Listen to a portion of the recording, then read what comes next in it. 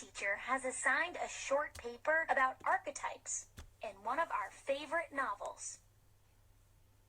Writing a paper about archetypes and source texts might sound mysterious, but it's not so different from writing about any other aspect of a work of literature. With some careful planning and research, I'm sure I can do it. Time to start planning.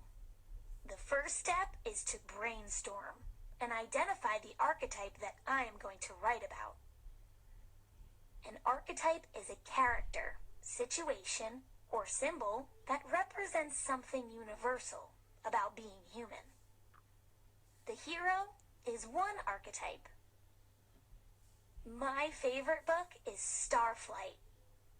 It is from the Heroes of the Galaxy series and includes a hero named Rabia that I think is a good example of the hero archetype. So, the topic of my research paper is going to be how Rabia in Starflight fits the hero archetype. In order to find information about my topic, I'm going to need to identify sources. And since my teacher has asked us to use some electronic sources, I will need to identify a search term to use in a search engine. A search term should not be too general, but it shouldn't be too specific either.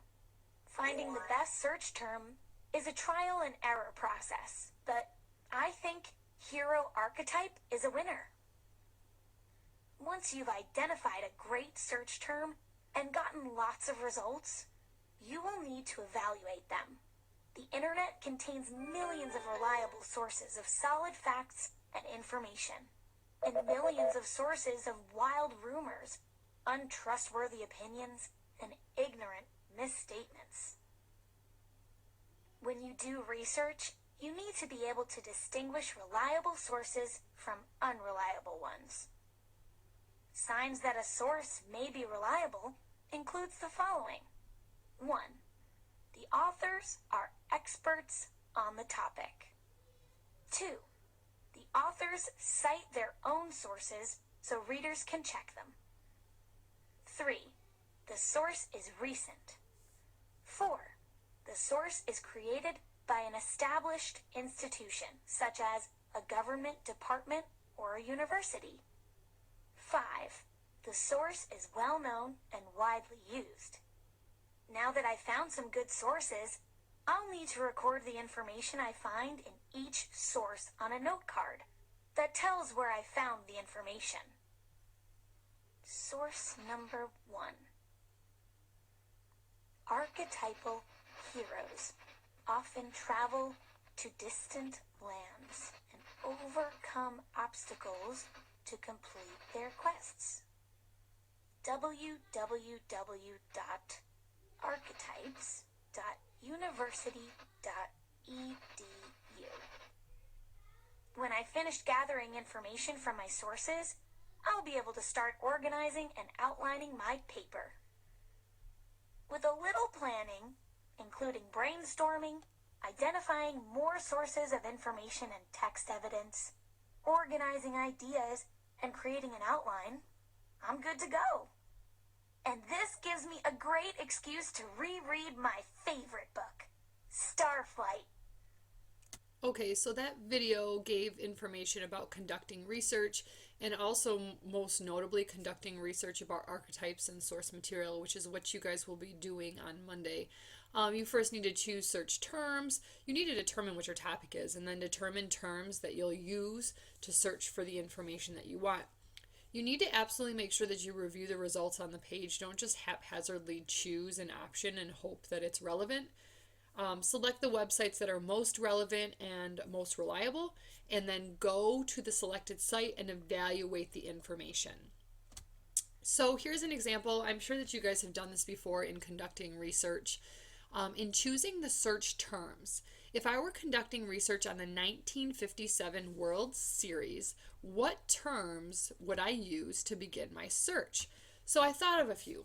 The first question obviously is who won the 1957 World Series, who played during the 1957 World Series, maybe some important happenings in 1957, because oftentimes if you're researching a historical event, you also need to research kind of what's going on during that time period to understand maybe the relevance of that event. Where did the 1957 World Series take place? And some major players in the 1957 World Series. So I conducted some research. I decided to look up who won the 1957 World Series. The Milwaukee Braves did. Okay. And then I decided to look through, and I clicked on some of these websites. Some are better than others. And then I looked at the ones that are most reliable, and I actually ended up choosing this last one from history.com. One, because these other ones like Wikipedia is not always reliable. I clicked on the Almanac one, and it was just someone's blog. Answers.com doesn't always it's reliable as far as some of the information is reliable, but it doesn't always elaborate upon the information. But history.com always includes a ton of great information. So when I opened it up, I found the information, and what you need to do when conducting research is to then sift through the information, and you need to take from your source what is relevant for your search. Okay, so it talks about who played: New York Yankees, Milwaukee Braves. I learned that the Milwaukee Braves won. Okay, and I'm sure when I go on to read, I'll read about who the key players were. Okay, because that's very, very important to understand, especially when you're researching a ball game. Source reliability, because this is very, very important. Don't just, obviously we know that everything on the internet is not always correct, okay? The author or authors are experts on the topic, such as university professors or government officials. You have to be correct when you're presenting information if you're one of these two people, because you could be fired if you're not. The author or authors cite their own sources, okay? The source is recent, especially if the field is one that changes rapidly. So if it's a science-related article, then it needs to be something probably from the last few years in order to be considered reliable. The source is created by an established institution. So like the New York Times, Encyclopedia Britannica, National Geographic, those are very, very reliable sources. They are established institutions, and they are highly recognized and highly touted or respected. When considering choosing your sources, please make sure that last you choose .coms. Those are what are going to show up most often, but .org, .gov, and .edu are the most reputable and the most reliable, because edu and .gov and .org are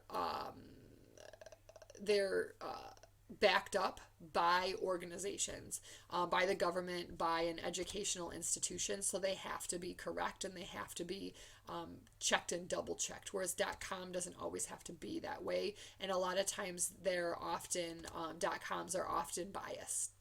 Okay.